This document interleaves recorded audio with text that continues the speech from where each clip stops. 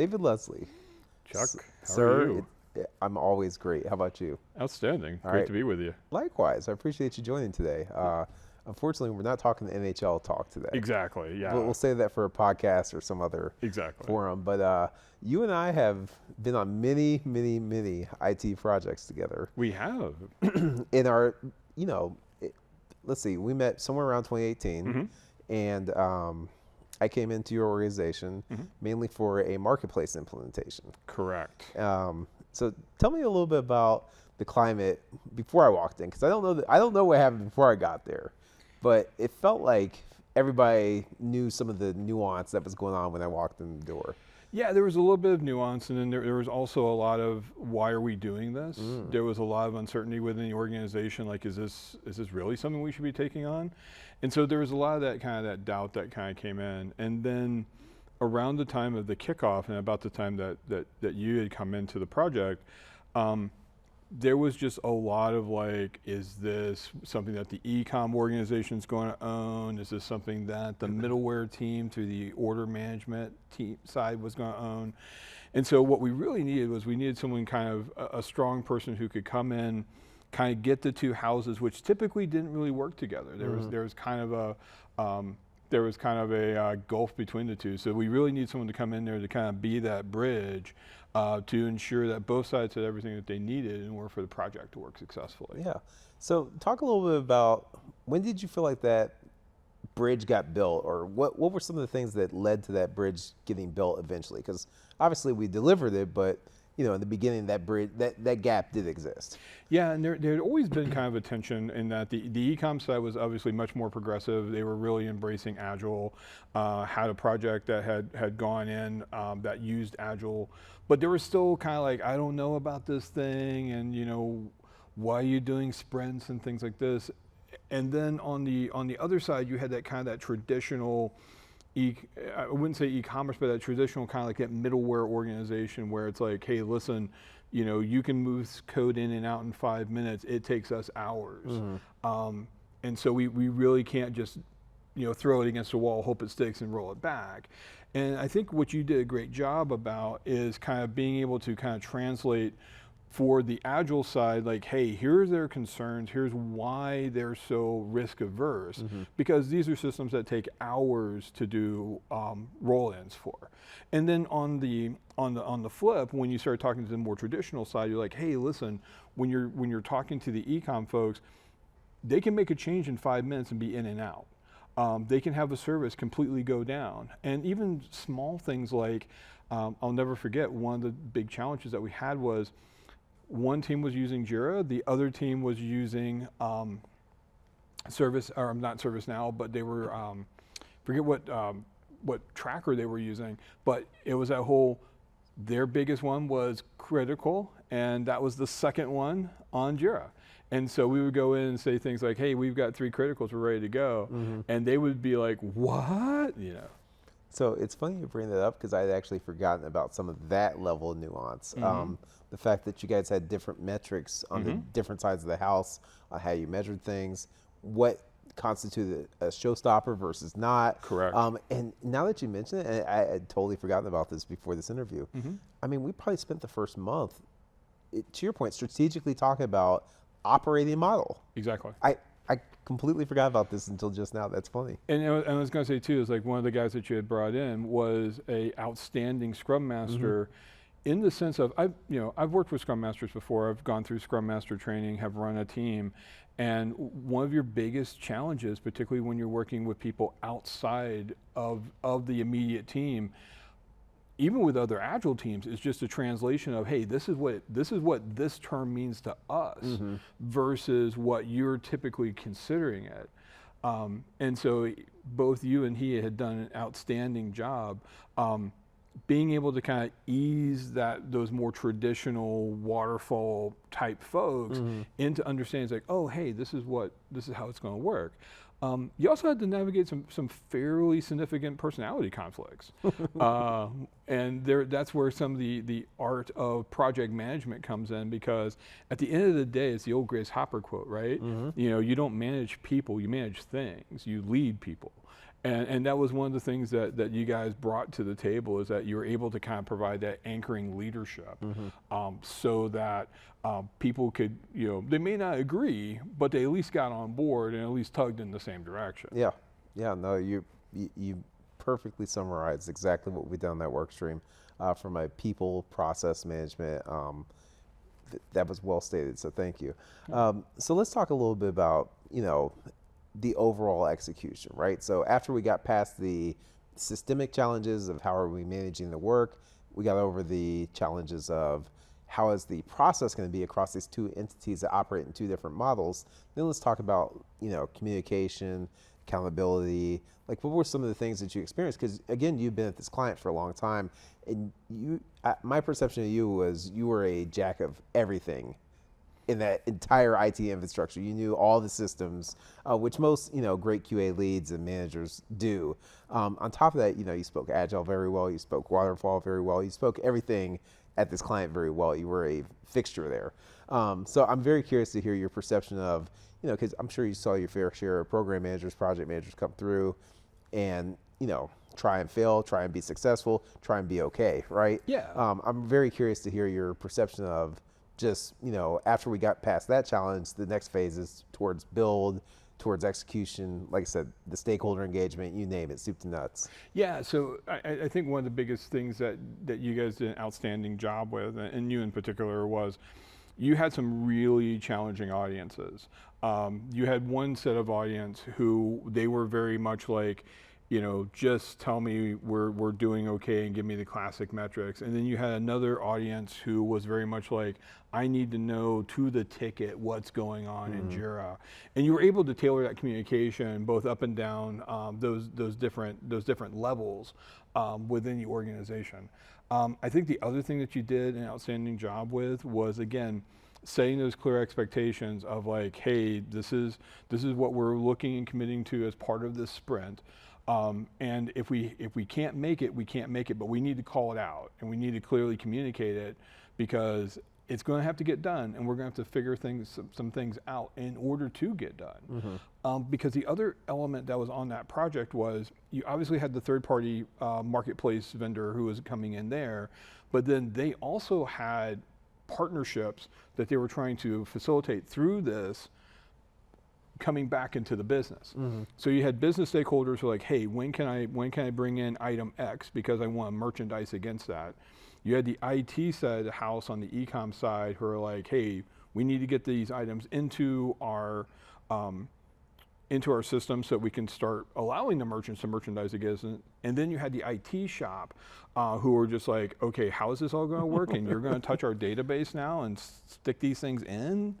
So you had a lot of different audiences with different needs that you were able to match up to. Yeah, and I remember we had a great core project team. Like, you brought myself and the Scrum Master that I brought on, but there were also like a great lead business analyst kind of corralling people. Internally, there was a great solution architect kind of corralling people. You in your role, you were helping corral people from a testing standpoint and kind of like a think it through standpoint. And even across that, the gap that you said from the back end systems to the front end e-commerce systems and whatnot, I remember that there was great synergy and partnership in strategically laying out, like, once we got requirements set, what makes sense to build first, and kind of like reduce, I'm gonna call it wasted efforts, right? Exactly. And I know that in Agile, normally the idea is, let's just get a bunch of work streams going simultaneously and we'll tweak on the fly. And this was one of the times where we strategically, as a collective project team, said, no, we're not going to start building here on some of these front-end systems until we get the back-end piece, particularly the merchandising system in place. Do you remember all this? Yeah, because a lot of it, too, is like, the tension with Agile has always been that, it's the go fast mentality. And the challenge is like, this project didn't have any waste. Yes. And that was a core thing, because at the time, given the financial circumstances of the company, there wasn't money for waste. Like, this had to come in. And so taking that extra beat to kind of, it wasn't even like a pre-planning exercise. It was kind of from a logistics standpoint, what do we need to do in order to be sure that we've got a firm enough foundation that we can start stacking the rest of the bricks on top of it. And being able to do that was critical to the success. because we had other projects that, basically people were just like, go run off and do something, and then it would come back, and then you're sitting there like 6 months later going, okay, well, we need to fix a bunch of stuff, Right. because in Agile it's we need to do another iteration, and then senior executives being like, no, there is no iteration, like the money's gone, this is it, and then I knew what it was like to support a couple of those things. So.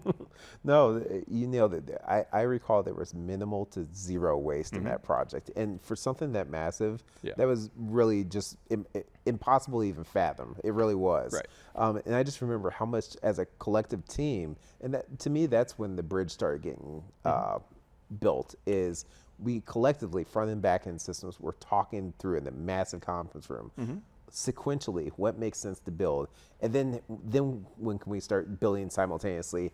And I remember the first couple demos. I mean, we're like, hey, look, we can move merchandise. We can get something from a seller, move it to our system, and like there's inventory, and it's like, yay, right? Like, yeah. But it's such a small piece. And then we were demoing the merchandising systems by itself for probably the first 3 sprints, and then all of a sudden we start layering in UIs and other, the e-commerce piece, and then the operational pieces, and, then it started to all come together. But you're talking maybe month 6 before you really start seeing something as a business user, right? Like you can't really I don't think they could really grasp the magnitude of those merchandising systems and the capabilities that we were building, but it just made everything work the way it was intended to. Exactly, and then I would also throw in there, it's like, I think people sometimes forget that the whole goal of Agile is to deliver business value faster. And so by doing it that way, the business was able to see the value faster. There was another project that was going on around the same time, also dealing with merchandising systems, that was perpetually kind of caught in a loop. And part of the reason it was caught, part of it was vendor, part of it was kind of the implementation side, but it was that thing that, because that project had gone through multiple hands, multiple stakeholders, it was kind of like, it had gotten kicked around a couple of times. I think the value that you were able to bring to this particular project was business saw value right away. May not have been the big flashy screen, but they saw something was happening. There was little to no waste. And when it did ultimately land, it did what it needed to do to meet the business value. Yeah, it definitely did, and it was so quiet. It was, for me, it was kind of like anticlimactic, right? It was such a massive thing, but it went in with such smoothness that, in IT projects, everybody expects a terrible, bumpy implementation. Oh, yeah. And because it didn't have that, it's almost like it was a little bit unceremonious in that way. Well, and just throw in the moving pieces. So, even something as simple as, like, it was a soup to nuts in the sense of, if a customer purchased one of the partner items and had it shipped, and they decided, hey, I need to return this for whatever reason, they didn't go through the standard return flow. And we had to create a whole new process for that, but also create one in case they took it to the store. Because part of the store experience was, hey, you can buy it online, take it back to the store, except for these items. And then you had to coach up, we had to work with the store ops partners to figure out okay, how can we coach up our associates so that they wouldn't be in that bind of telling them, hey, sorry, I can't take it back. Right. Yeah, and even, so that's the store facing one, but when you think about omnichannel, there's also the call centers, right? And how's a call center associate handled the fact that merchandise can come from multiple sellers or store or e-commerce, all in the same single order, right? Exactly. Yeah, I think we figured it out that there were 5 different avenues of places an order could come from, and then throw in the situation where, hey, I need to add something or I need to remove something because something changed, and it's like Yeah, highly complicated, right? And these are things that end users really don't think about, but when you talk omnichannel, how do you make it seem, a good synergy across all these different channels that inventory is moving from to get to the single end user, the buyer, right? Yeah. Well, and I think too, it's like I would probably say that people don't think about it till it happens, and then it's like, and then becomes the how did it happen, and then you start. It's like, oh yeah, wait a second, and I think one of the things that you and your team did an awesome job of is kind of mapping out how we're going to get there, because sometimes when you're in the thick of things, and you're trying to figure out what's going on, you're in the middle of a sprint, and it feels like you're just drudging out. It's like, oh, okay, you can pop your head out, look at the chart that you all built, and be able to sit there and say, okay, this is how I get to Y, and then ultimately this is how we're going to get to the end. Right. And I mean, at this point, you've been on tons of projects at this client. I mean, were you seeing communication going out with, that type of roadmap, that type of level of detail to, hundreds of people on a Friday, right, as a status report? Were you seeing that type of organization and synergy across teams? In some cases, yes. In some I don't want to say it was we had some teams who were able to do things like that, but I think it goes back to effectiveness of communication. I think that I think it was highly effective because there just wasn't a lot of questions around it. I had been in some projects where there was a person who was a notoriously tough questioner, and I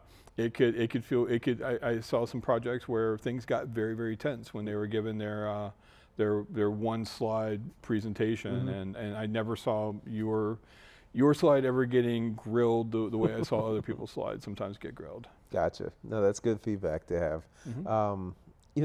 Let's talk a little bit just about your role there and kind of how we interacted, because I always felt like we had a great interpersonal relationship outside of the work even. Yeah.